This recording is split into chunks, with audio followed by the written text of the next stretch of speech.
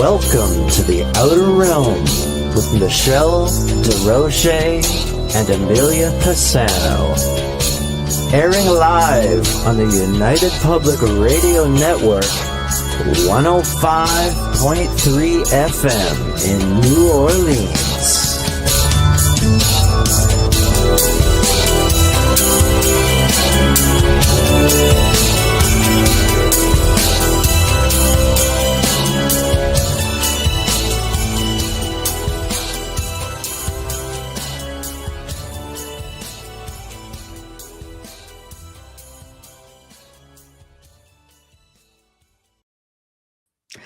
Good evening, everyone. Happy New Year. Welcome to the Wednesday night segment, or I should say Thursday night. Sorry, one day sort of rolling into the next as we've been off for a little bit. But anyway, welcome to the Thursday night segment of the Outer Realm. We are broadcasting live on the United Public Radio Network 105.3 FM from the Gulf Coast, 107.7 FM from beautiful New Orleans. We are fully sponsored by the amazing people over at Folgers Coffee who have been a part of our journey for the last several years. So thank you, Folgers. We couldn't do it without you, nor would we want to. Also, big thank you to Justin Snicker, aka Dr. Snick, the Sonic Surgeon, for the contribution of his time, his music, and his voice for the intro you just heard.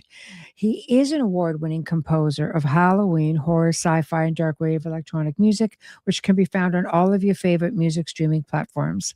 Also, big thanks to Steve McGinnis, the artist behind our logos here at the show.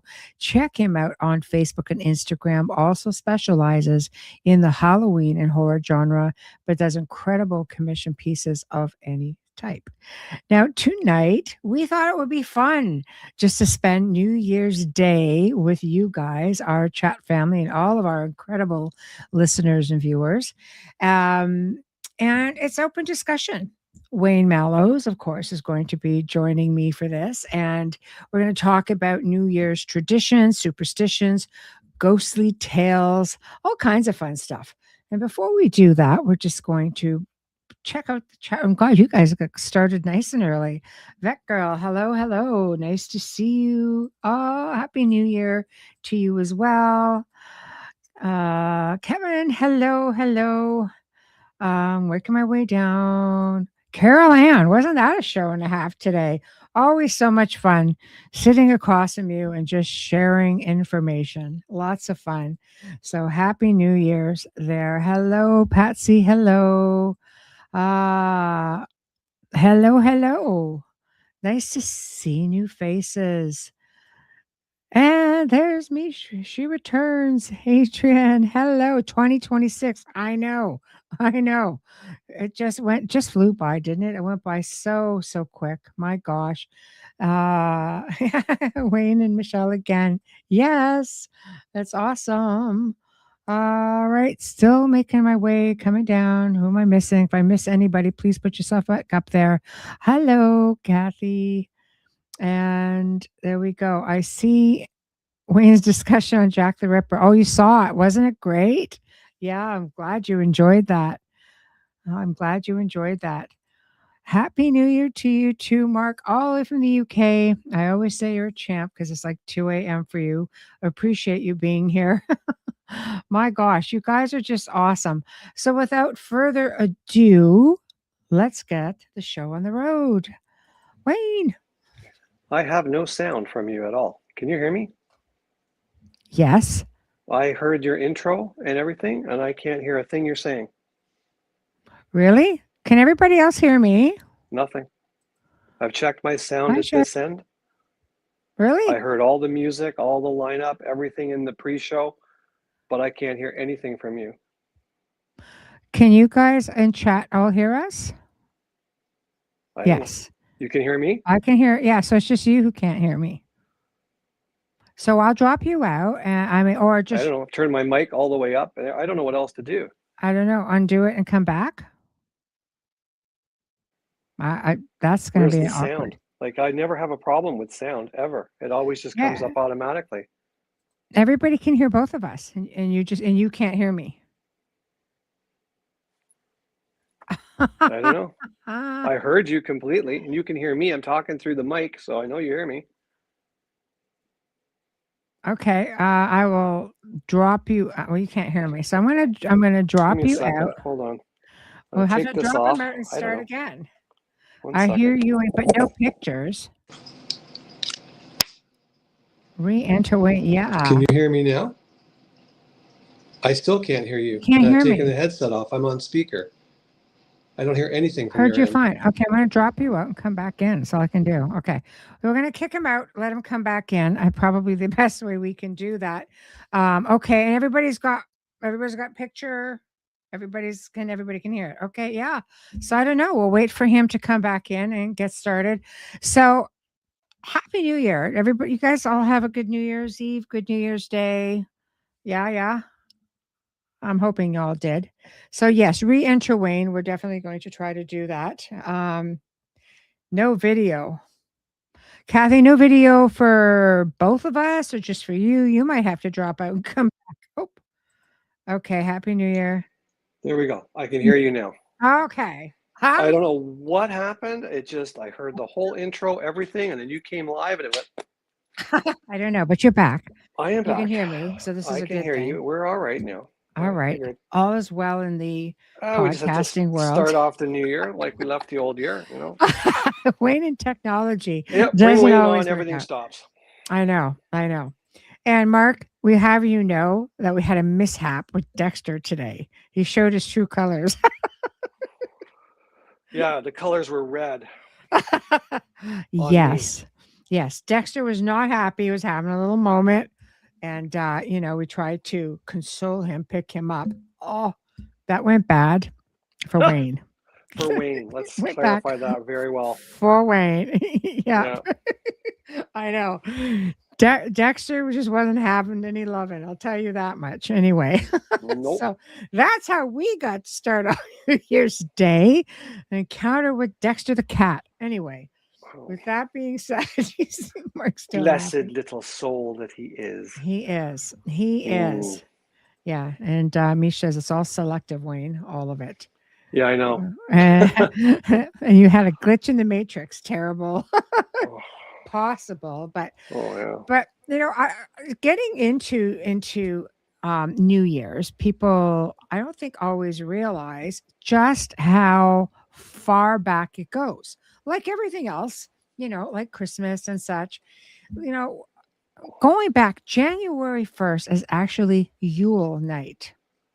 There's nothing about New Year's itself. In fact, festivals and celebrations have been marking the beginning of the calendar year for thousands of years. And some even dispute when the actual dates really are. But some festivities were simply a chance to drink and be merry. However, many more were linked more so to agriculture or astronomical events, right? I know. So, signifying the end of Yule, festivities concluded on the 12th night, right? So many modern heathens will sync this with New Year's Eve. And the last party to celebrate the new year, celebrating the passing of the darkest and coldest of times, looking forward to the lengthening days and warming temperatures. So, aren't we all looking for that? But of course, it was the customs associated with wassailing embodies and imports the customs around caroling. So who knew? But anyway, I did. The word essentially relates to health, prosperity, and luck, which was used permanently as a type of salutation. Not only would you use the word to greet somebody, but the greeting itself would also be an implication that you wish them good health.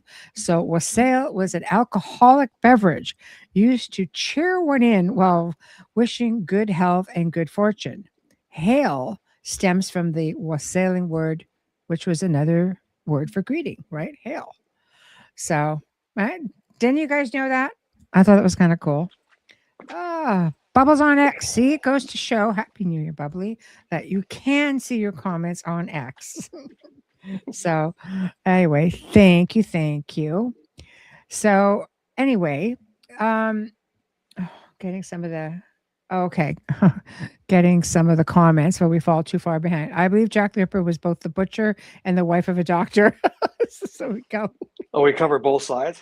Yeah. My argument always is if it was just some bloke on the side street who was a butcher or a barber, then what's the big secret? Right. Why would two police forces bury that if it was just some random psycho dude, right?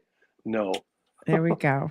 There we go. no, So, no. Michael says traditional shaman drawing the mushrooms in the Christmas tree, delivering them down the chimneys during the holiday, and its connection and color similarity to Santa is fascinating. It is, especially that it's It is. like mushrooms to boot. That's interesting.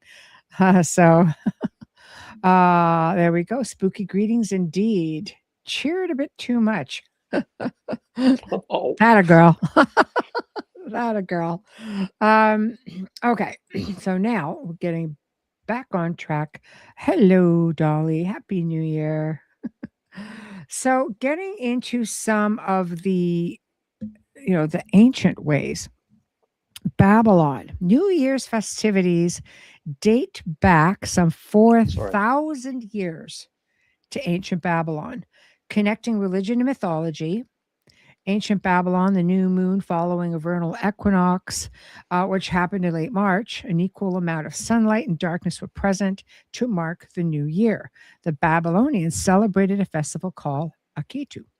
This evolved from the Sumerian word for barley, which was cut in the spring and evolves in different ritual on each of its 11 days. So basically, they believe the world was symbolically cleansed during these rituals and the world was recreated by basically the guys in preparation for the new year and the return of spring.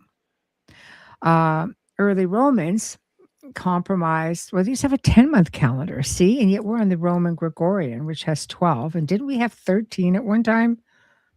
that I don't know. Well, I'm pretty sure we did. 13 months?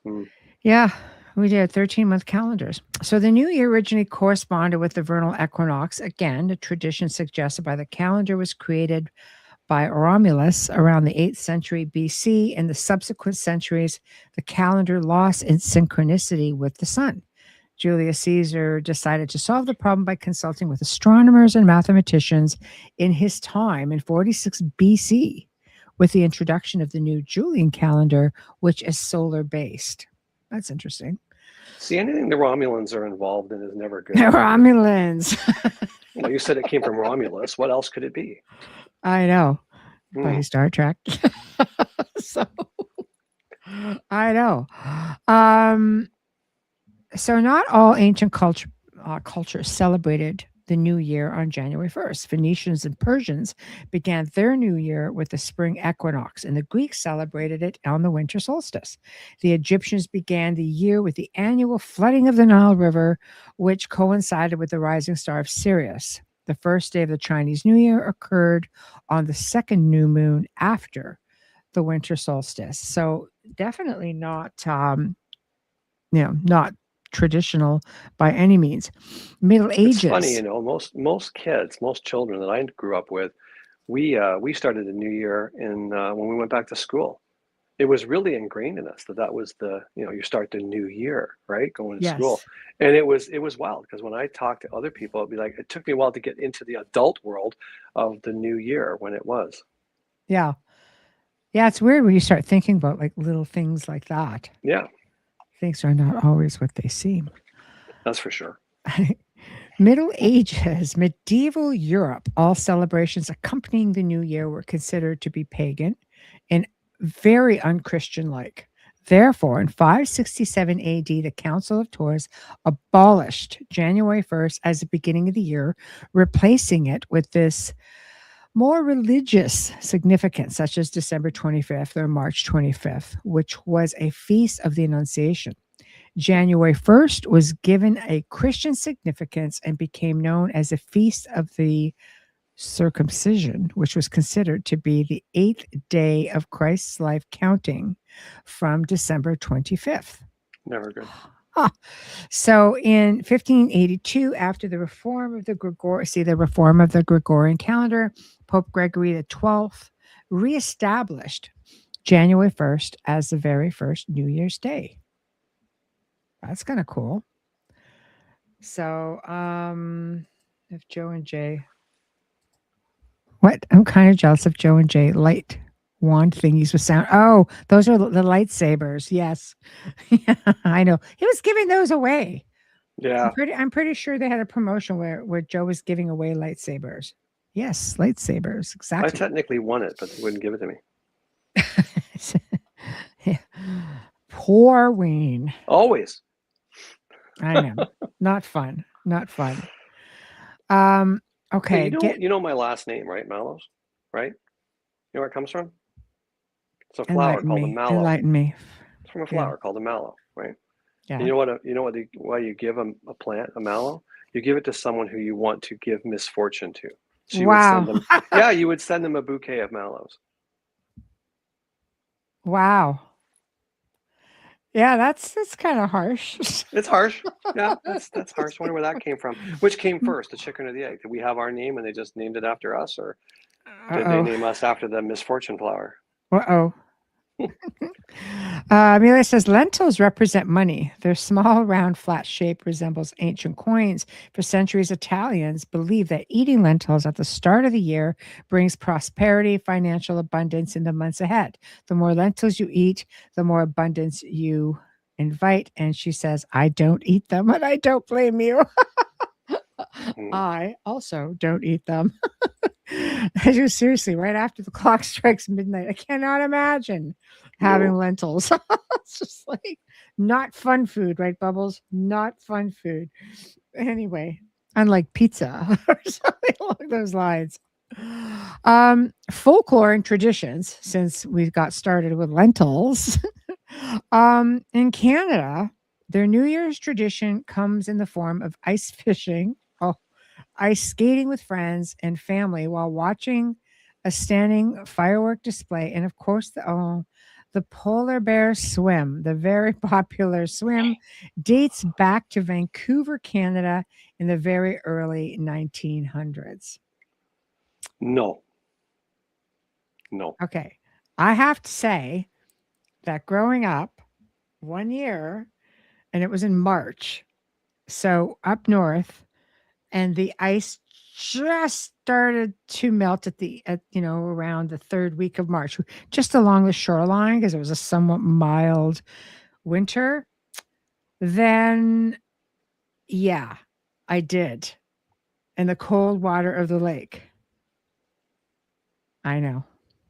I only did that once because my parents' dock got jammed up in the ice, and this champ had to break the ice and go down and release the moorings and come back up, and I was just like blue, just blue. It was a requirement. It wasn't fun. Yes, for No. myself, I was a willing participant. Negative. Wayne, my grandmother used to give mallows to people she did not like. Your name most likely came from people who sold and grew mallows. There you go. See? Say, there we Cursed go. through the generations. Terrible. That Nope, is. nope That's to the true. polar bear swim. Yeah, it was pretty cold, but I won't lie. It's just only because in the group of us, we had access to like a steam bath sauna. We just kind of jump right in. Even So so, no thanks. Like, man, you're purple when you come out. It's just nasty. yeah, it was pretty Why would you want cold. to do that? All I can Yeah, remember yeah. coming out like my hair is soaked. I'm just Tough drenched to the northerner. skin. I Grr, wasn't. tough I just kept thinking about northerner. how bad the Titanic people must have had it jumping into that cold water because Right? it was like salt water, so it was below freezing. It was nasty. Yeah, it had nothing that crazy cold, that's for sure. Okay, Poland states that if you wake up early on New Year's Eve, you will wake up early for the rest of your life. Oh, that would be terrible.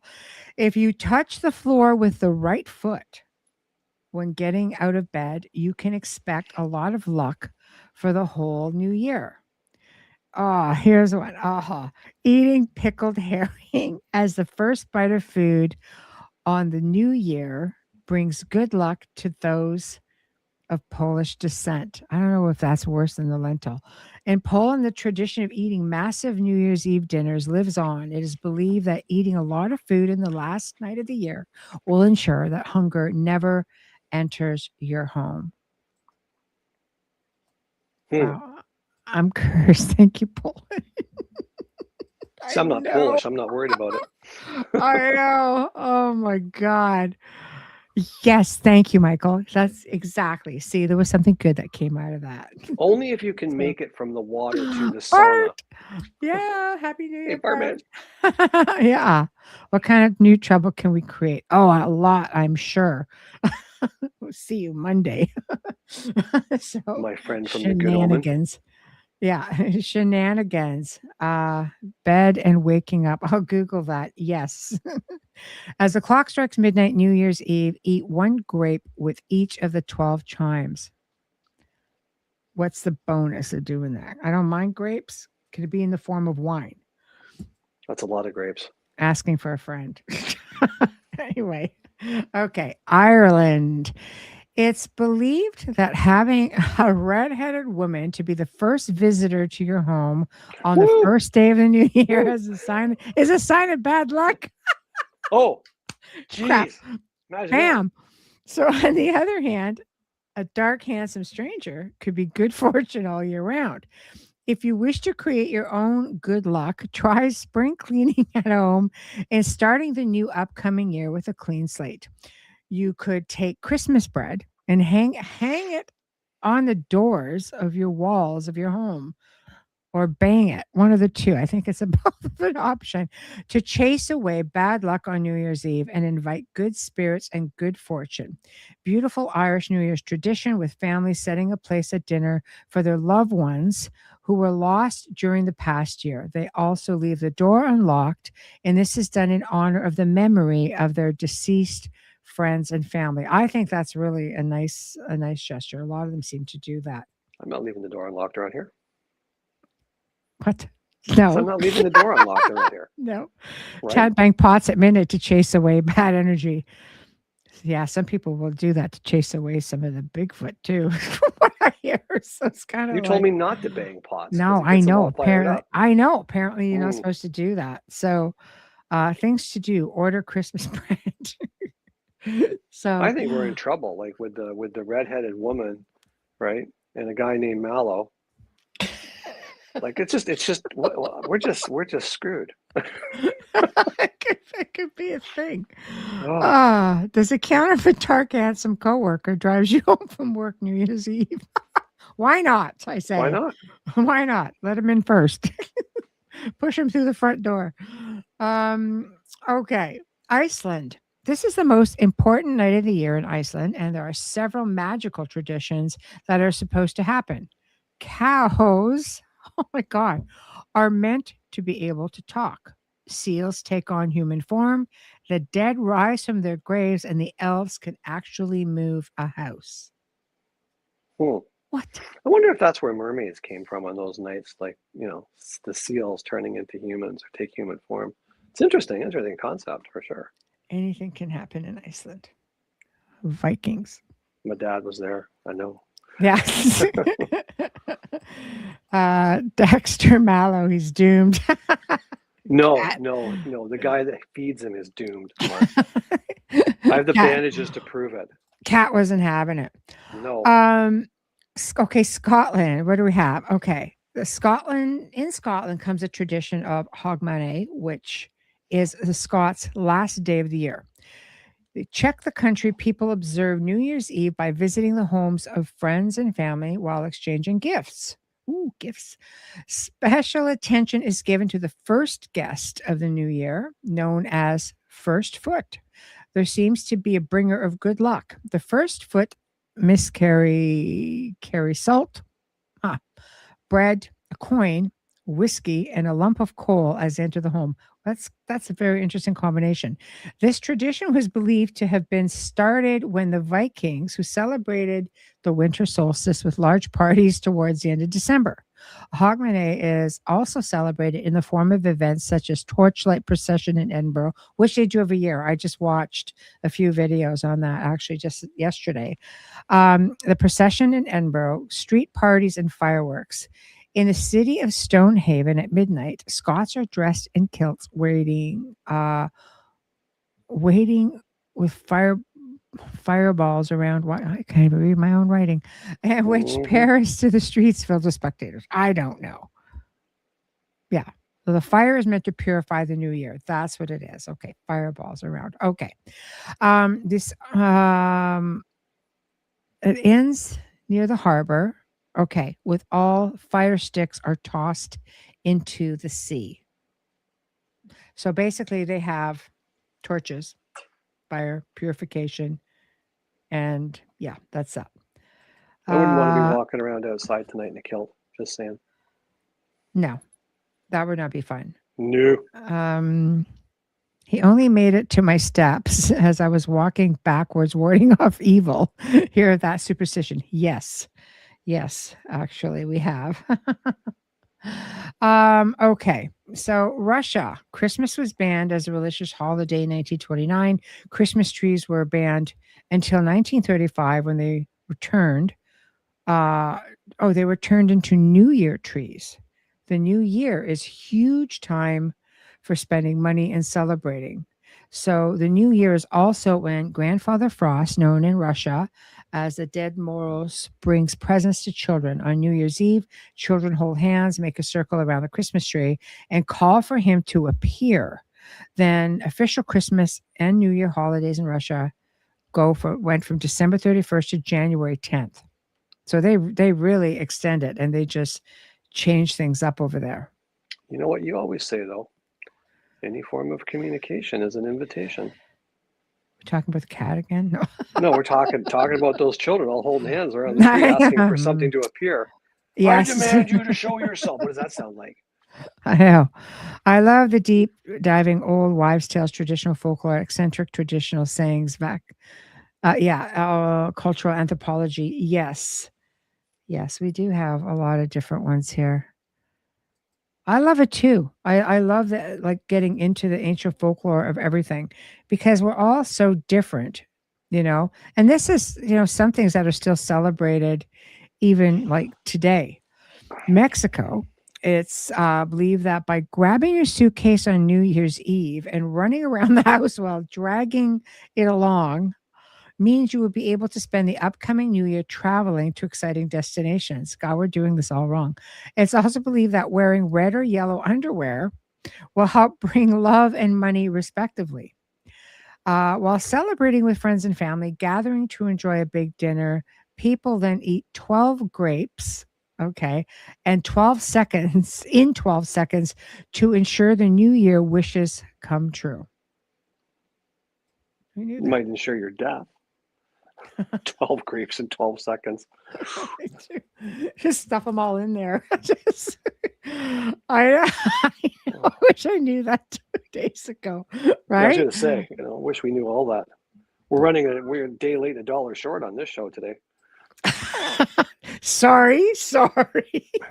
In Ecuador, probably one of the era traditions out there where locals burn scarecrows or effigies to dispel any bad vibes from the past. Sometimes they're even dressed to resemble people they dislike and are then burned as a symbol of forgiving and forgetting. The scarecrow effigies are often accompanied by photographs of messages of negative things that represent the past year. Do you know what would happen next year if I did that? We'd have like 30-something scarecrows on the front lawn all burning at the same time. I'm doing it. Australia, we get drunk so we don't remember. See, there's an advantage to that too. I would run out of. You don't remember when you come back to this life anyway. I know.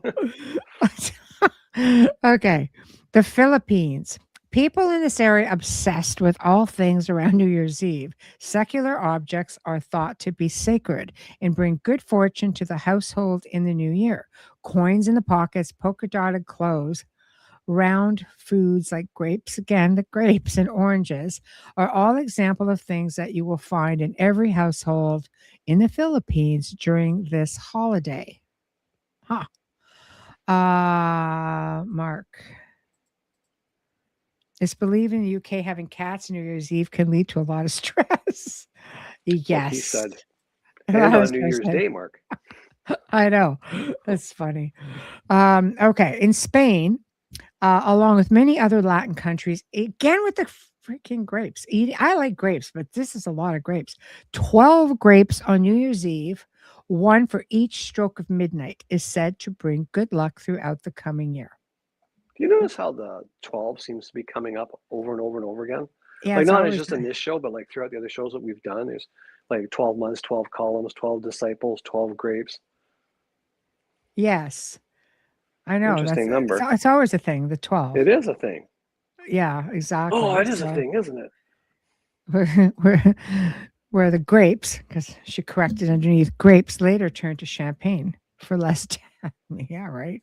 Mm-hmm. I'm down. That's why I said, Champagne. can it be wine?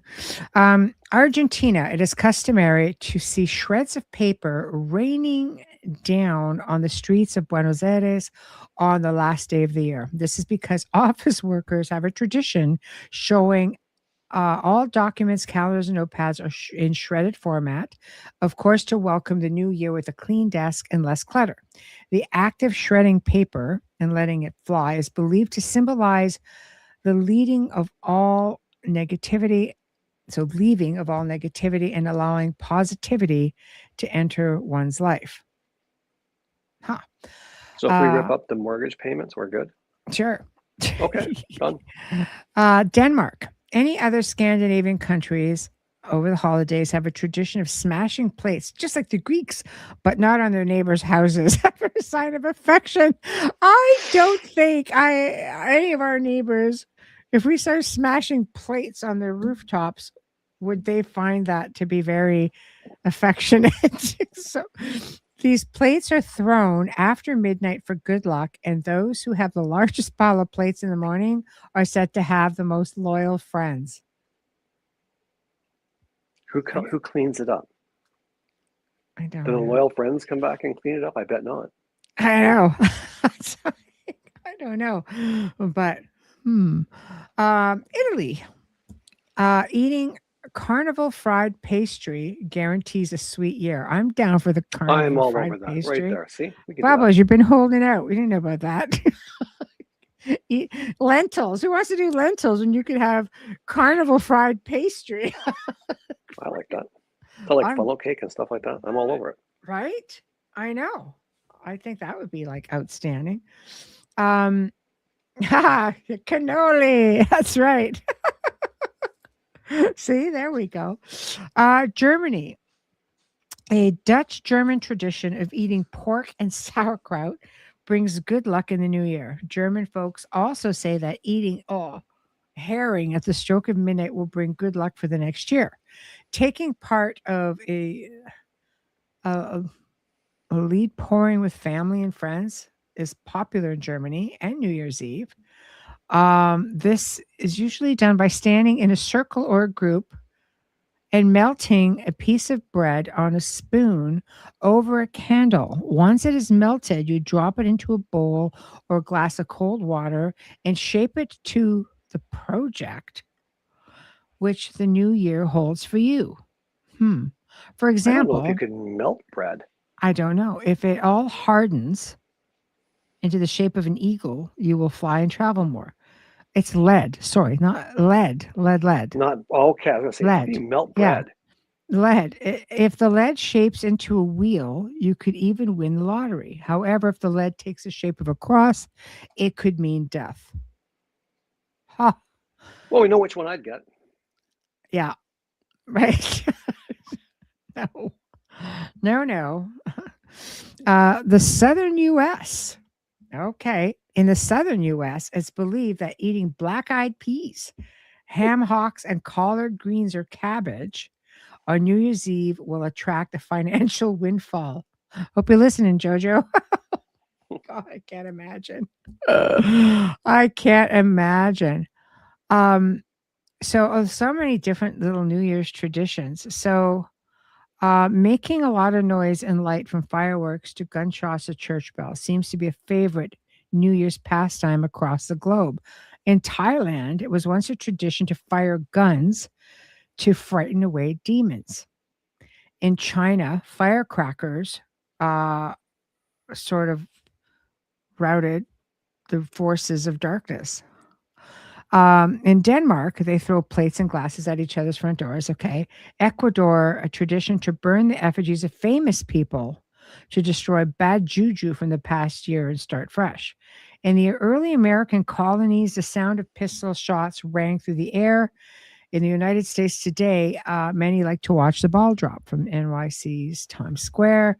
In other countries, many folks wait for the church bells or the chimes of clock towers just to ring out.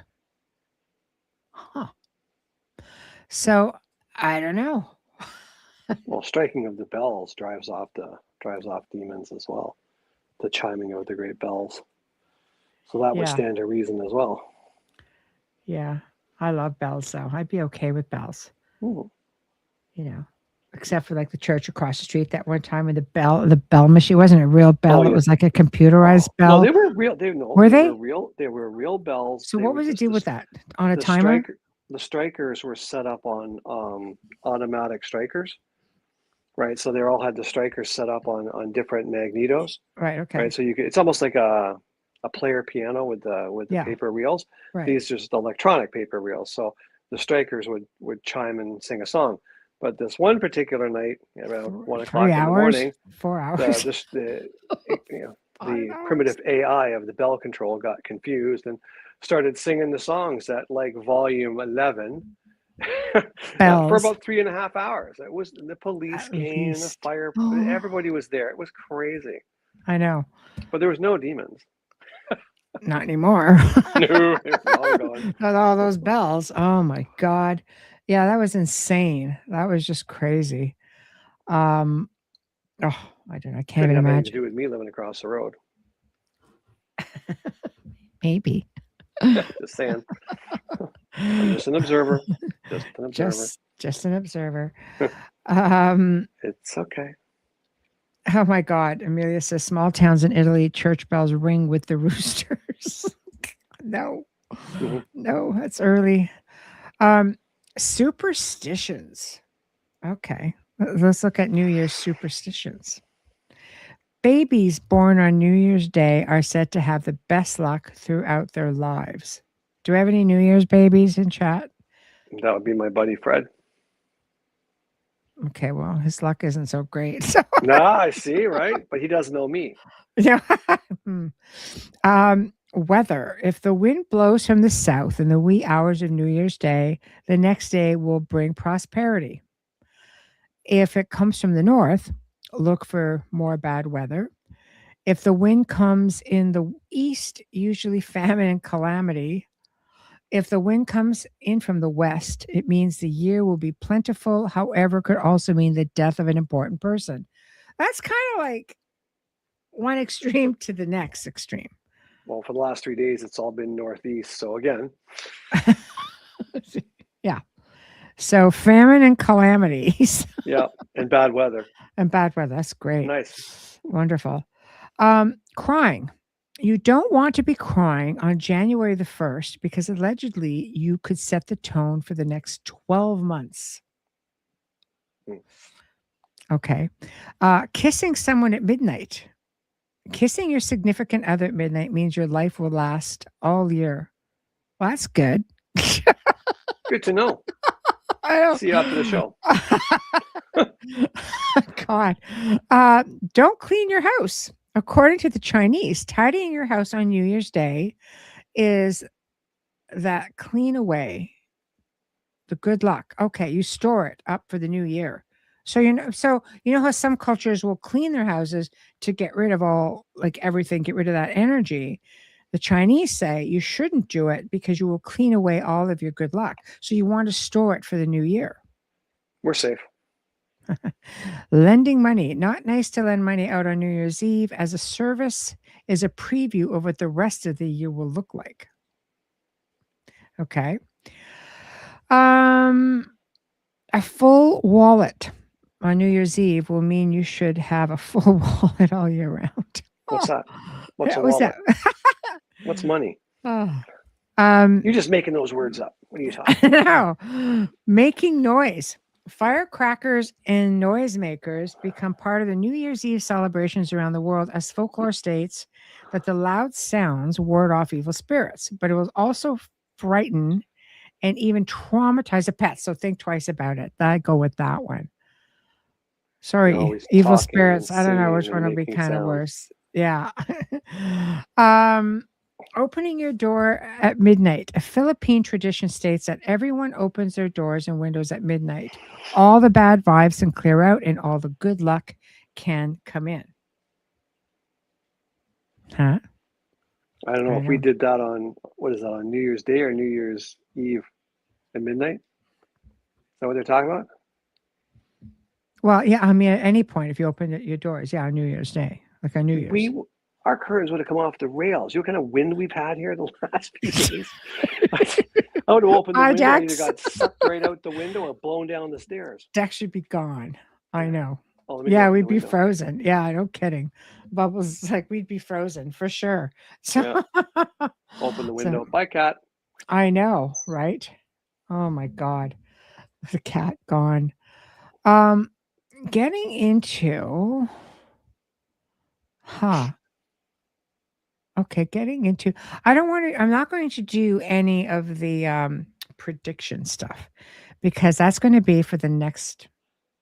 We're having another open discussion on the when is it 14th of this month because there's so much information. I don't want to lump it into this. All the prediction and prophecies, all that stuff is going to be jam packed in one show. So That'd be mark your cool. calendars for that. That'll be So fun. do you want me So to write my predictions and prophecies no, for the upcoming year? Oh, you'll like it. They're good. I know, I know, I know, I know. There's a lot of stuff, which is why I just don't want to get into it too much. But let's bring in like there's and again, it's another one of those times for the Victorian stuff.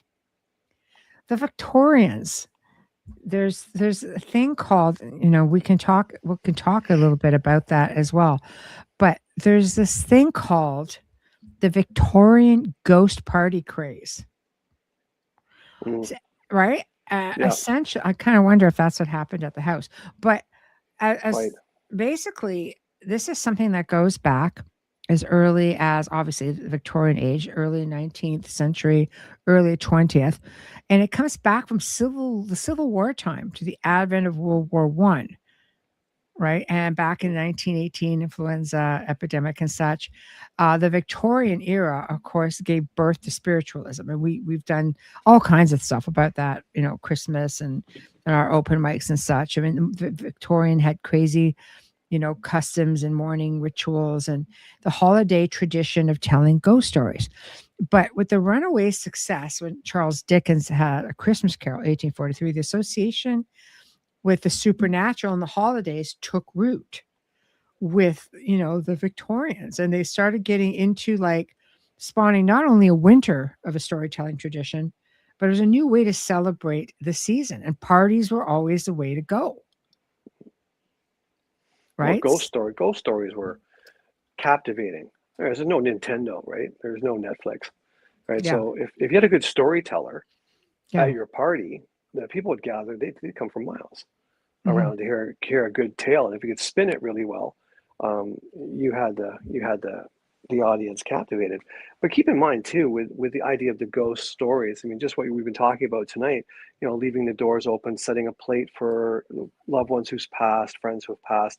It all has that thread running through the whole thing. Mm. That it's tell a ghost story, have a plate set for your spiritual, you know, loved one who's passed on, so they can feel welcome and come back. There's always been that. Yeah, it's true, and it basically is something that, I mean, remember the experience we had even at the manor, Yep. that one New Year's Eve. And what was cool about that, like we weren't at the house. The house had been empty for about 4 months, except for the occasional stop by to make sure everything was okay. And no forced air heating at all. It was all radiator heating. Nobody walking around, No no critters. pets. Like there was nothing going on in there at that time. No pets, nothing at that specific time. And there were cameras on the exterior of the house, of course, and in the interior of the house. And a camera it started almost at about like almost 4 p.m. right on the button. Yep. And of course I'm being notified. And there's only so much, like, like we're paying for like be able to have a certain amount of videos kept on the hard drive so we could go back and see what was going on if something happened. This went on until probably 3 minutes after midnight. And notification after notification. And we could see, like, orbs. Like, orbs are kind of funky to start with. And there's many things that could be orbs. But being, again, New Year's Eve, end of December, like January 1st, ruled out bugs flying around, things like that. None of that. There was, like, again, no forced air, nobody walking around on the one carpet. There's a one carpet, which was in the dining room. And there were things going on all over the house. Orbs coming out of the light fixtures, some of them two at a time. They would spin around, go into the mirrors, or coming out of the mirrors. They would zing by the cameras. They would go across from behind the dining room, which was the kitchen area, but not the old kitchen area. Right. Right. So I don't know. What were your thoughts on that? Because my thoughts were, it was interesting just in the ghost story point of view. When do you start telling ghost stories? You start telling ghost stories after dark. Right. Well, in this neck of the woods at 4:00, it's dark. Yeah, right. So it's interesting that the activity started literally as the sun went down, and went until the party was over. Yeah. That to me was really cool. But what was interesting for me as far as orbs go, like I don't put a lot into them, but when we sort of froze the video and took screenshots of each orb and then blew them up, enhanced them a bit, there was faces in many of them. Some of them were outstanding faces, like just unreal faces, eyes, nose. Somebody had coif hair. Other people had like the receding hairline. It was wild. It was A woman in a different bun? people. Oh yeah, the one woman in a bun. It was wild stuff. I loved it. Yeah. It was crazy. But the fact that it had started when it did, because there were servants at the time there, and the fact that it started when it did, and the fact that everything stopped literally, 2-3 minutes after midnight. And then it was like crickets, just dead. Nothing. It went like from no everything in that sounds, time no motion, nothing. to be done.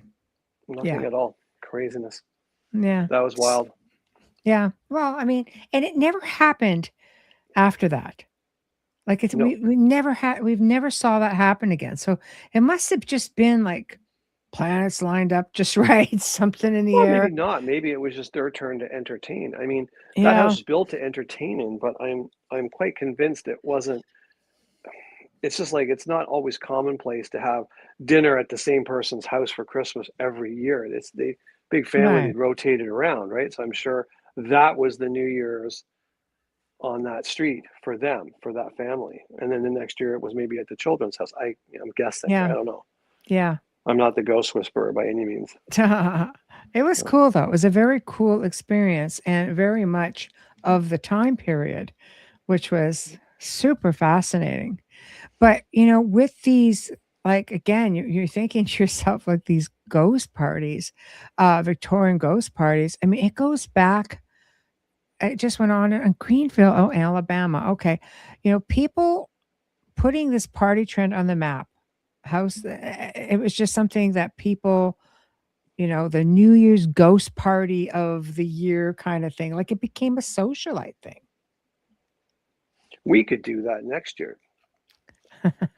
We could just rent a hall and you and I could tell ghost stories while people have their dinner. Be a sellout, I promise you. It'd be wild. Right. You would tell stories and I would pour water for people. It really became a thing. You know what? All of these high society people would start writing about it, and all of these, little newspapers or little articles. And one had said, it was a journal called The Art Interchange, featured careful instructions for carrying out a New Year's ghost party in its January issue. Going back, this is like 76 or something. And essentially making the party hostesses everywhere sit up and take notice. And one of these was a New York society maven named Linda Hull Larned. And she took the home entertaining world by storm with the publication of 1899's The Hostess of Today, which helped spark the haunted holiday celebration. And again, December 18th, 1904, the issue in the San Francisco Examiner. Some people hold to the notion, this is what the article said, some people hold to the notion that the realm of spirits is only separated from that of mortals by a veil. And it went on to say, and to a favored few, the veil is transparent. By the winter of 1904, the newest New Year's party trend had hit the West Coast in a storm of white cheesecloth. Like it's wild, and it gets into masquerade balls. It gets into so many crazy things, and this is all for New Year's.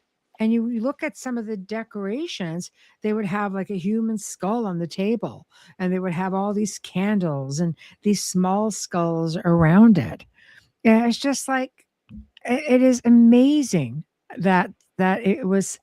I wish they still did things like that. We can.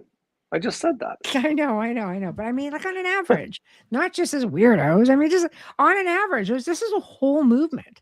It made all the society papers. There were guidelines on how to do it, right? And again, when we get back into that theory, everybody thinks Halloween is the most haunted time of the year, when realistically, it was this time of the year. Yeah. Well, it's, you know as well as I do, when it's colder, the spirits are more active. There's more static in the air. Yeah. It's easier to move around in cold air. Sound travels better in cold air than warm air. You know. Yeah. Plus, I know. I mean, like the trends don't stop; they just change. Mm-hmm. I mean, that was popular for a while until it's not popular anymore. Now we have TikTok, and that'll be cool for a while until you know the next popular thing comes along, right? You know, everything that's old is new again. So if somebody gets in the idea of like, hey, let's do these ghost story parties again, and they have, I guess, the right backing, the right last name, the right place, the right space, and the right headliner, then I guarantee you within 5 years it'll be the rage again for the next few years. Mm-hmm. But not until then. Well, I think the Victorians, I mean, they kept this going for years, right down to the seances and all. Because there was nothing new to take it away. Right. When something new came along, it's gone. Right. But as long as there's nothing new to take it away, you're off to the races. Yeah. So now we can get into the stroke of midnight, because this whole pile of other stories. So there's a place called the Old Belfry, and it was an octagon-shaped building, and it's one of the old hauntings. Gosh, sorry, Michael, I see so many profiles coming up for you. I'm like, I'm all over the map here, just trying to keep up. Anyway, older generations of bell ringers had firmly believed that the belfry was haunted. No one had actually claimed to have seen the ghost, but when the subject was mentioned to one of them, he would look wise and shake his head and say, no, definitely it was haunted. But none of the old bell ringers, it was a church belfry, right, would have ventured alone into the building after dark. Not one of them had ventured down those winding stairs that led to a vault below. And some of them have even been curious enough to know what it contained, but nobody would do it. And it goes back to even, experiences that I've had, even with tour guides, older versus younger. The younger men basically had supplanted the older generation of bell ringers, laughed at the superstition of their predecessors, yet none of them displayed any curiosity to go in and explore this. So one New Year's Eve at 11 o'clock, a merry party of young men, all more or less expert, campanologists, were seated on benches round the walls of the rope room in the old belfry. They had taken part of the wild, unrestrained mob who paraded the city streets, making the night hideous with blasts from tin trumpets and shrieking whistles and sort of indulging in horseplay, so to speak. So basically they were drunk, right? Yeah. We can go with drunk. So anyway, Though young in years, these men were experienced ropers, and their potation seemed to have taken little effect on them. To them, the ringing in of the new year was a huge joke, and they passed by. Just kind of went back and forth with different jokes. So there was a one man, John Greaves, who was younger, less experienced than his companions, and had mixed his drinks unwisely before coming to the belfry, and was pretty much unnoticed by the others. So he goes off, wanders, grabs a candle, left the rope room, and staggered down the winding stairs. When he reached the ground floor, he struck a match, lit the candle, muttering incoherently to himself, and then sought the steps that led to the vault below. So his muddled brain, drunk brain, um, had conceived the idea of doing what he never would have thought of doing in a sober state. Even in broad daylight, he decided to explore the mysterious chamber. So he stumbles down the stone steps, reaches a small landing, pushing aside a heavy door which creaked, of course, rusty hinges as to add to the allure of it all, enters the vault. The place was empty. The square cell, flagged floors. The walls were dry but covered with thick layer of dust, nothing major, cobwebs, again lending to the allure. So although the night was mild, the place was just had a musty, earthly smell, seemed cold as death, is what he had said. So Greaves uttered a facetious laugh and muttered something to himself and was about to return to his companions when all of a sudden there was a draft of ice cold air which extinguished his candle. He took a step forward and his toe caught something. He stumbled, he fell. After several vain attempts to rise, much because he was, drinking, he basically fell asleep on the cold, dusty stone wall. He dreamt that he sat up in the vault, in inky darkness, and that he was there. He did not know heavy footsteps sounded like the stone steps. So, is he dreaming it or is it really happening? Right? So he didn't appear to notice Greaves. He was sort of just cowering in there. But as he watched, through fascinated eyes, there was a monk. Monks. They descended through the opening in the pavement. He could hear the scraping sound of their feet descending a ladder. So it sounds like pretty residual, right? He could hear the murmur of voices, but could not distinguish the words. The voices ceased, and then came the thud of a pick, followed by unmistakable sound of a shovel throwing up dirt. Oh, what do you think's going on there? So anyway, this goes on, and there's a whole pile of stuff that happens with him. But in the end, he did not want to hang around and see anymore. He ran down the stone steps, finding the door leading to the street ajar, rushed out, slamming the door behind him, and said he never ran faster in his life. So what were the monks doing? The monk went up slowly the winding staircase, passed across the room of the ground floor, ascended the steps to the rope room, went straight to the rope that hung to the tenor bell, placed a crucifix carefully on his girdle, taking the hold of the rope, pulled it. And after that, the big bell did not ring. So it was just a lot of little things. So was he drunk or did he just imagine it? Well, it's hard to say. I mean, my curiosity, if you got a stone floor and he watched them descend into the ground on a stone floor, there has to be I would be looking for a trap door or some sort of covering to go down into the ground, in my estimation, Yeah. I mean, it gets kind of spooky, But that's the idea of a ghost story. I know. Nothing spookier than children. Children ghosts are crazy. Yeah. And then there's stories, going back. One second here. I was trying to bring this up. I'm just trying to find the one of Marilyn Monroe.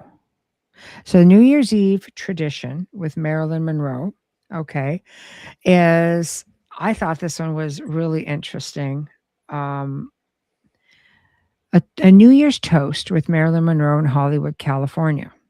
So on New Year's Eve, and this comes from, if you guys want to look some of these up, they're on AmericanGhostWalks.com. Really great compilation of stories here. So anyway, New Year's Eve in Hollywood, in a time legendary parties and celebrity glamour, the Hollywood Roosevelt Hotel, which so many people have talked about seeing her there. A guest list included, the who's who of everybody back then. The ghost of Marilyn Monroe is famously seen in the reflection of a full-length mirror that once hung in her favorite suite. On New Year's Eve, when the hotel is filled with the energy of celebration, her playful spirit is said to be at its strongest. Guests have reported feeling a sudden chill, smelling the faint scent of her perfume, and even seeing her reflection in the mirror as if she's getting ready for a party to which she will never attend. Another famous specter, who's up on a different floor, is that of Montgomery Clift, who lived in the room 928 for 3 months while filming From Here to Eternity. So these are all people who have been spotted in and around this time of year on New Year's Day or New Year's Eve. Another ghostly tale. Amazing. I love the ones of people showing up, seeing their image in panes of glass and in mirrors and things like that. I just love that kind of stuff. Yeah, it's crazy. So easy for them too, though, right? Okay, here's the one in St. Paul, Minnesota, a gangster's last party. So St. Paul, Minnesota, in the roaring 20s, St. Paul was a city with a secret. It was a notorious haven for gangsters, thanks to the official layover policy of the city's police chief. Mobsters like John Dillinger and Barker Karpus gang were free to hide out and spend their ill-gotten gains. The Wabasha Street Caves, a former silica mine carved into the bluffs of the Mississippi River, became a glamorous speakeasy known as the Castle Royale. It was a place of illicit booze, jazz, and lavish New Year's Eve parties where gangsters and socialites rubbed elbows. It is said that the ghosts of these parties still linger, and the Wabasha Street Cave's own history note visitors reporting hearing the phantom clinging of glasses, the faint strains of jazz band, and the apparitions of men in pinstripe suits and women in flapper dresses forever celebrating New Year's Eve from a bygone era. The most famous story is that of a gangster shot and killed in the caves, his spirits now haunting the back rooms, forever searching for his killer, and the tales of the city's gangsters past are cornerstone for St. Paul's haunted history. So I don't know. What is it about good old New Year's and New Year's Eve that keeps everything hanging in there? I think you said it earlier. I think it's just the culmination of all of the energy, the bygone era energy for sure, but then you get 50 people, 100 people or more all there together, right? That energy is infectious, right? So that they can pull on that. They can pull energy from a room or one person. Can you imagine what you can get off like 20 or 30 people, right? I mean, you and I have talked about the haunted tunnel over here, where there really isn't a ghost girl there. Right. But that there's a couple hundred people that go there every few months expecting some sort of thing to happen. And all of that expectation, all that energy just goes out into the stone walls. And then when you walk in there, you feel uneasy, you feel cool air, all kinds of stuff, because it's all other people's thoughts and anticipations going into the walls. Mm-hmm. Right. New Year's and Christmas, things like that, they just exude the energy. Mm-hmm. Right. So it's just lending to the whole. It's like bringing a full tank of fuel to a drag race, right? Everybody has fun. Free fuel. Here we go. Woo. Free fuel. Let's go. So. Oh, boy. Okay. Next story. San Juan, Puerto Rico, the ghosts of Three Kings Day. So in Puerto Rico, the Three Kings, this is January 6th, mind you, is a time of vibrant festivals, ancient tradition, also when the island's colonial spirits are said to be most active. So El Morro, the 16th century Spanish fort that guards San Juan Bay, is a place of immense historical and spiritual power. The ghosts of Spanish soldiers are said to still patrol the ramparts, forever watching for enemy ships.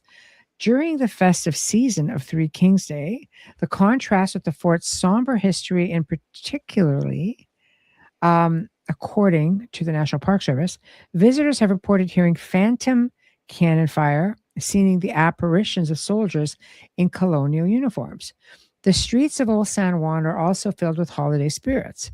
The city's blue cobblestones are basically said to hold the memories of centuries of history. The ghost of a young woman who died after falling from a balcony is said to haunt La Calle do Cristo, and the spirit of a priest who was killed during the revolt is seen in the Plaza de Armas. The city's rich history and haunted folklore offer a unique way to experience the magic and mystery of the Puerto Rican holiday. So I did not realize, I mean, I'm sure there's all kinds of them out there, all kinds of, stories and haunted tales from this time of year. I've never particularly, hey, Happy New Year, Polly. I've never particularly really gotten into it yet. I have talked about, New Year's Eve and different holiday celebrations and traditions for, years, and I thought this might be kind of fun. And lo and behold, there were so many of them coming forward. There's tons of them out here. New Orleans. Let's do one for New Orleans. Voodoo and New Year's rituals. New Orleans is a city where the veil between the living and the dead is always thin. But during New Year's season, it becomes almost transparent. New Year's Eve in New Orleans is not just a time for parties, it's also a time for spiritual rituals and offerings of the spirits. Marie Laveau, there's the big one, the legendary voodoo queen of New Orleans, is said to be particularly active during the New Year season. Her tomb in St. Louis Cemetery, number 1, is a pilgrimage site for those seeking her blessing or her curse. On New Year's Eve, when the city is filled with the energy of celebration and transition, her spirit is said to be at its most powerful. The LaLaurie Mansion on Royal Street is another site of intense paranormal activity. The mansion was a site of horrific torture and murder in the 1830s. The spirits of Delphine LaLaurie's victims are said to haunt the mansion, and their cries can be heard on quiet nights. So the city's voodoo traditions and most famous hauntings, including the LaLaurie Mansion and the Tomb of Mary Laveau, are central to its paranormal identity. I didn't know any of that. None of it. It's crazy. Yeah. I like these stories. Again, like, what is it about specifically, this time of year? You would think that, again, like you were saying, with the whole, manifesting it, or, giving of the energy and the people who swarm in there at vacation time, perhaps, All of it. I think it's anticipation, it's expectation. Like you always say, why are all the ghost shows filmed at night, right? If you're haunted 24/7, right? But I think it's just when some of these places, it's the influx of people. On a Wednesday afternoon at 1:00, you might have like 2 people wandering around, but when everybody's on vacation and they go to these exotic places, you might have 300 people wandering through in the same amount of time. The energy level is much higher. Yes, I would agree with you on that. I would definitely agree with you on that. Well, if spirits pull from people's energy, it's much easier to pull from 300 people than it is 2. In my opinion, I think it's easier. For sure. For sure. Yes. It's like, yeah, absolutely. All right. They starve with me. God. Alaska. Let's listen to the Alaska ghosts Say of no more. I know, Alaska's crazy even now, like all the time. Ghosts of the frozen north. For those who truly want to embrace the cold and dark winter, Alaska offers a New Year's experience unlike any other. The state's history of gold rush dreams, isolation, and tragedy has left behind a legacy of ghost stories. In Juneau, the Alaskan hotel, built in 1913, is said to be haunted by the Lady in Red, the spirit of a woman who worked in the hotel during the gold rush era. Ghosts report seeing her apparition in a red dress, hearing her footsteps in the hallways. The Red Dog Saloon is another. So these basically are just some of the tales that happen, especially, during the New Year's So season. that one there with the lady in red, I'm pretty sure it's the one that I would looked into because it was so fascinating to me at that time period that Hmm. this woman went there with her guy, and he went off to find his fortune, never came back. A lot of miners died. A lot of miners were killed, Hmm. murdered for their claim and stuff. So she was there by herself, and money ran out. She had to turn to the oldest trade in the book, Hmm. and ended up catching syphilis. And as Hmm. soon as they found that out, they carved her, branded her face with a big S, so that everybody on the street knew to stay away from her. And then she hung herself. Oh boy. So Well, I you wonder, couldn't it could be her. Yeah. you couldn't work as a woman. You couldn't work anymore. Yeah. You had no job, no income, no nothing. It was starvation and cold or the rope. What are you going to do, right? So That sad. it is. That's brutal. That's Yeah. why they say they see her wandering around. People described her, everything. It's mind blowing. The number of people that have seen her. Yeah. That's terrible. So many. I mean, again, this is the time of year as well. Always makes it so sad. I mean, it's always sad, but the time of the holidays, I guess, is just you just thinking New Year, and it's just like new beginnings. It's just another shot at it. So Yeah. it is very, very sad. Um, San Francisco, California, the Lady of the Lake. Again, also New Year's Eve. So, Stowe Lake in the heart of the Golden Gate Park, a beautiful and serene spot, holds a dark secret. It is said to be haunted by the ghost of a woman who lost her child in the lake over a century ago. She's known as the Lady of the Lake, and her tragic story is basically a staple of San Francisco's folklore. According to legend, the woman was walking with her baby in a stroller when she stopped to talk to a friend. When she turned back, the stroller was gone. She searched frantically for a child, but the baby was never found. Heartbroken, she drowned herself in the lake. Her spirit is said to haunt the lake to this day, forever searching for her lost child. On New Year's Eve, when the park is quiet, the fog rolls in from the bay. Her mournful cries are said to be heard echoing across the water. I know. It's very, very sad. It is sad. So much hardship. Um, Seattle, Washington, the Hotel Sorrento Spectral Muse. The Hotel Sorrento, one of Seattle's oldest and most elegant hotels, is also one of its most haunted. The hotel is said to be haunted by the ghost of Alice B. Toklas, a companion of writer Gertrude Stein. Toklas was a frequent guest at the hotel, and her spirit is said to have returned to the place she loved. She is a creative and mischievous spirit, often seen in the hotel's bar and restaurant. Guests and staff have reported seeing her apparition in a flowing white gown, wearing the sound or hearing the sound of her laughter and feeling her playful presence. She is particularly active during the New Year's season when the hotel is filled with the energy of celebration and creativity. She's a beloved figure of the hotel's history and a spectral muse who continues to inspire and entertain its guests. So, also very cool. Um, okay, next one. A Revolutionary War or a Revolutionary New Year, sorry. Boston, Massachusetts. Hmm. Boston, a city where the echoes of the American Revolution still ring through the cobblestone streets, has particularly charged atmosphere on New Year's Eve. The city's historic cemeteries, like the Granary Burying Ground, are the final resting places of patriots like Paul Revere and Samuel Adams. On the cold, quiet nights of winter, their spirits are said to be the most active. So, visitors to the burying ground have reported seeing shadowy figures moving among the ancient headstones and hearing the faint sound of voices engaged in a hushed, urgent conversation. Some believe that they are the ghosts of the Sons of the Liberty, however or forever, plotting their rebellion against the British crown. On New Year's Eve, as the city celebrates its freedom, the spirits of those who fought for it are said to join in their spectral forms, a reminder of the sacrifices made for the birth of a nation. Wow, right? Heavy. It really is. Like, some of these stories are just fascinating. I'm not clicking. Are you clicking? I'm not clicking. I'm not clicking either. I don't know, Mish. Got I don't nothing. know. Yeah, Maybe I it's the don't know. bird. The bird's eating Could be the bird. Could be the bird. Bird's Yeah. crunching. Okay.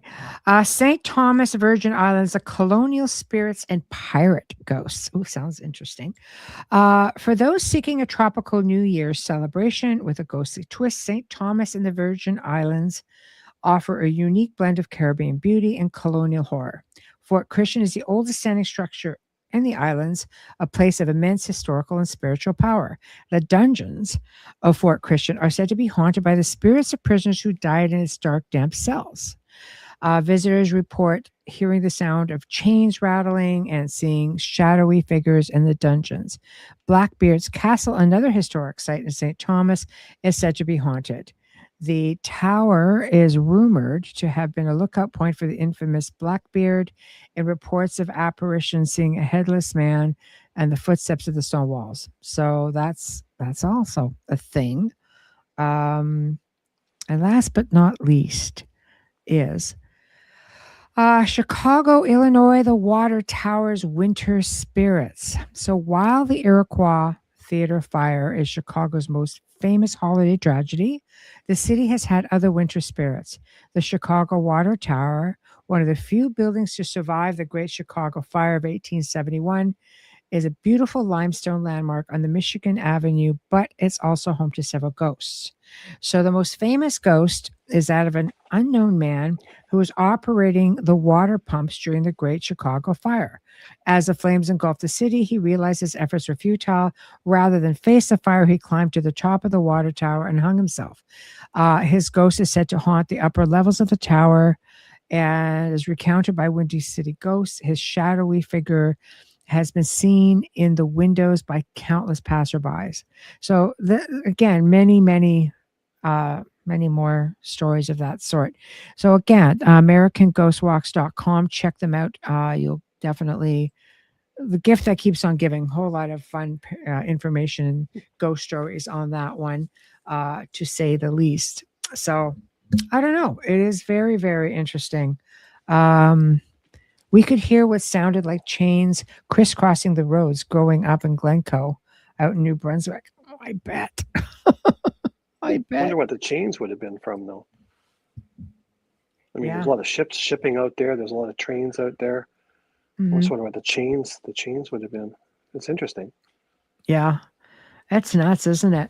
There's so much that envelops the whole, the whole New Year's thing. I mean, you could get into so many different, again, you touch on folklore, you touch on haunted tales, you touch on superstitions, all around, like surrounding this area. And we'll get into, like I said, premonitions in another show, because again, there's just so much. But what about historical events? What, during the Christmas time? Just New Year's time? Just on January the 1st. Okay, so we get into this is out of my wheelhouse by a mile, just so you know. So. Well, I have to read it because there's just so much information. So I haven't got any personal. Feel free to comment anytime. That's just why I just don't have any personal ones that I can really pull on, right? No, you're just being my sidekick.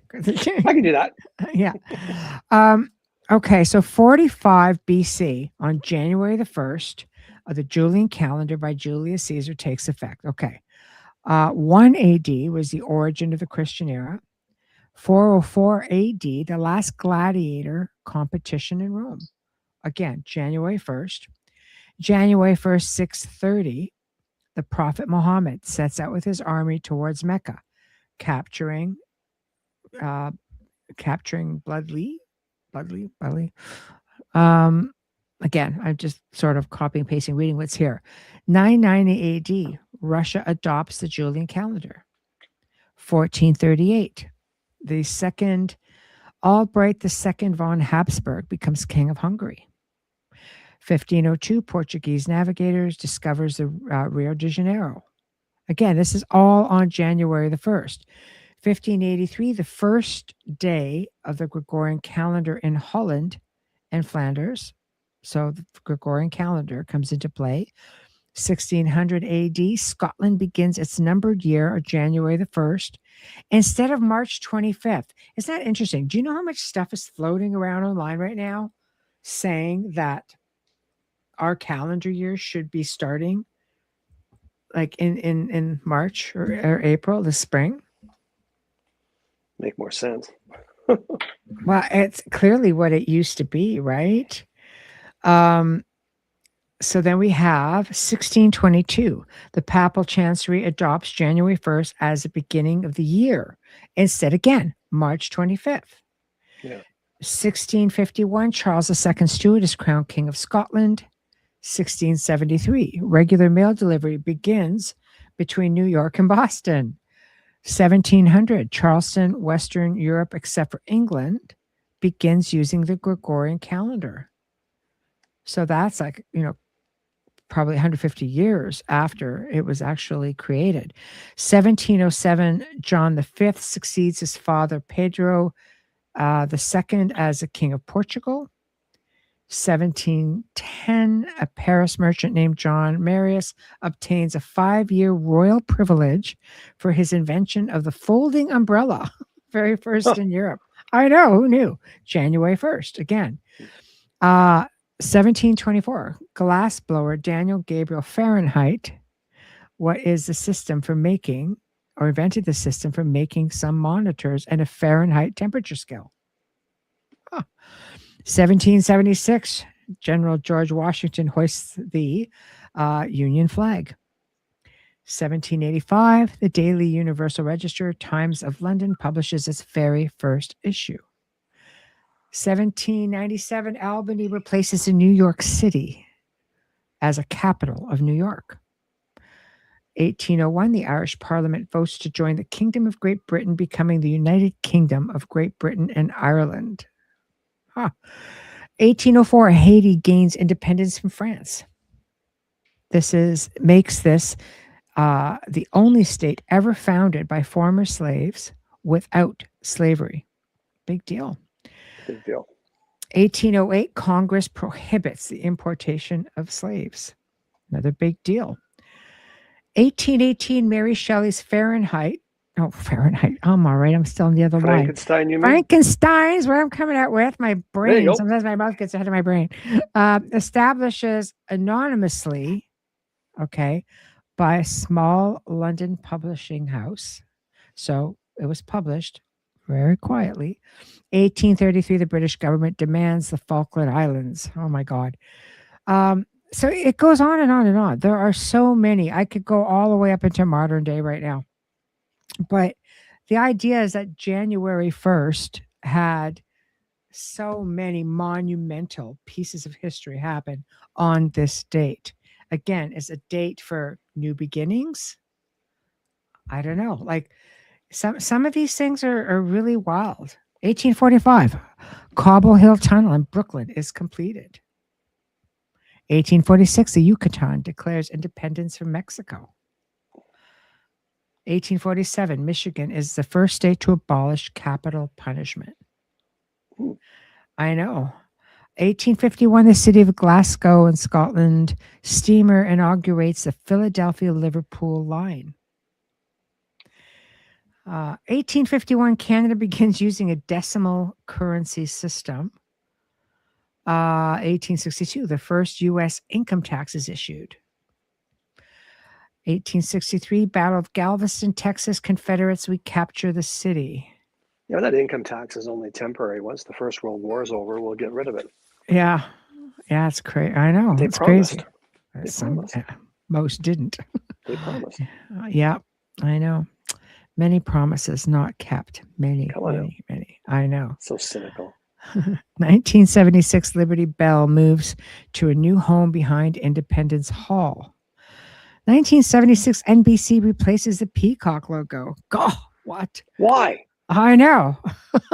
So, 1999, the euro currency is introduced.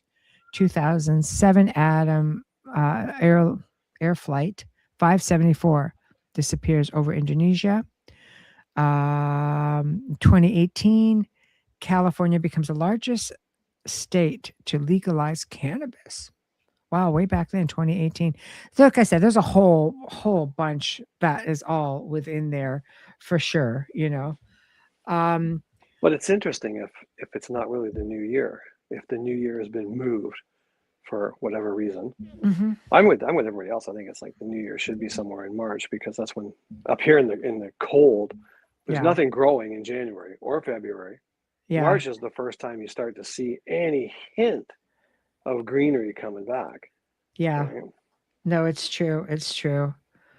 Absolutely. It's I don't know. How many times is this another form of reset? I don't know. Oh, Yeah. um, all right, Michael is talking a lot about UFOs and things like that. I mean, there's a whole, nothing pertaining to New Year per se, but why don't we address it?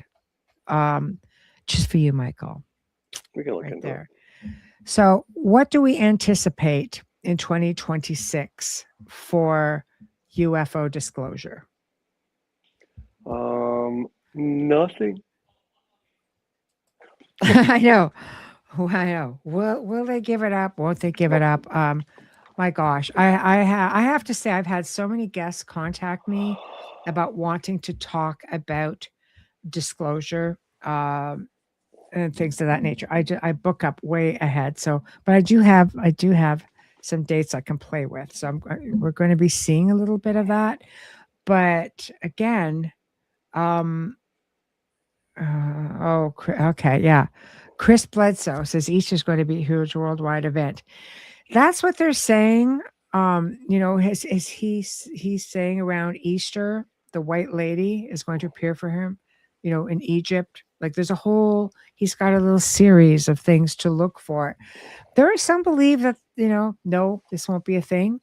Um, I like Chris. He's pretty reputable. Um, but there are those who don't agree with it at all. I guess all we can do is say we're going to wait and see what happens on Easter, and fingers crossed. It could be monumental if it actually does occur. I mean, as far as disclosure and stuff goes, I mean, it's just, I think that's just such a rabbit hole, and I think disclosure of UFOs is off to the far right, Mm, of center, as it were. mhm, I mean, like they said, well, you can't handle the truth kind of stuff. Like most of us can handle flying saucers and mm, aliens of all walks of life and shapes and sizes, because we've had Star Trek and Star Wars and all that stuff for eons and eons and eons, right? So we've kind of become, at least my generation has become acclimatized to the idea that it was there, whereas my fathers would never have acclimatized. But if mm, someone came out and said, hey, guess what? The UFOs you see in the sky, they're just projections, they're not real. And mm, everything you are is not real. You're actually asleep in a gigantic spaceship that's holding your essence while we mhm, travel a gazillion light years through the cosmos. And in order to keep your essence from going insane, we've plugged you into all these meat bags, and you think that you're living this adventure, but you're mhm, not. And then you're going to die, and we're just going to plug you back into another simulation until we get across the cosmos. People would mhm, just be like, you mean my kid isn't real? My dog's not real. Like nothing, it's not my house that I paid all this mm, mortgage on is not real. I'm mhm. telling you, people are not ready for that. Yeah, They're just not. They won't. It's not going to happen. yeah, So um, it's a deep hole. yeah. Well, I mean, will Trump be the president to do it?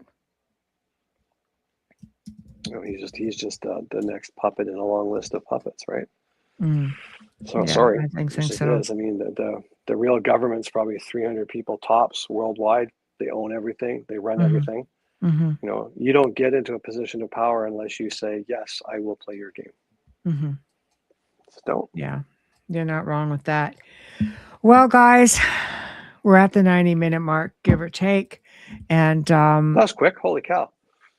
I know it went off. It was pretty quick. It was just a lot of fun information. I was really Yeah. happy to be able to get that out there and share it. It was just a lot of fun. Hey, I fell. Um, well, thank you guys for all coming in here and hanging out with us and so on. Uh, so we have more time. What? She say take. So we all still have more time. Well, no. No, we're pretty much yeah, we're pretty much at that point. Hello, thanks guys. Thank you.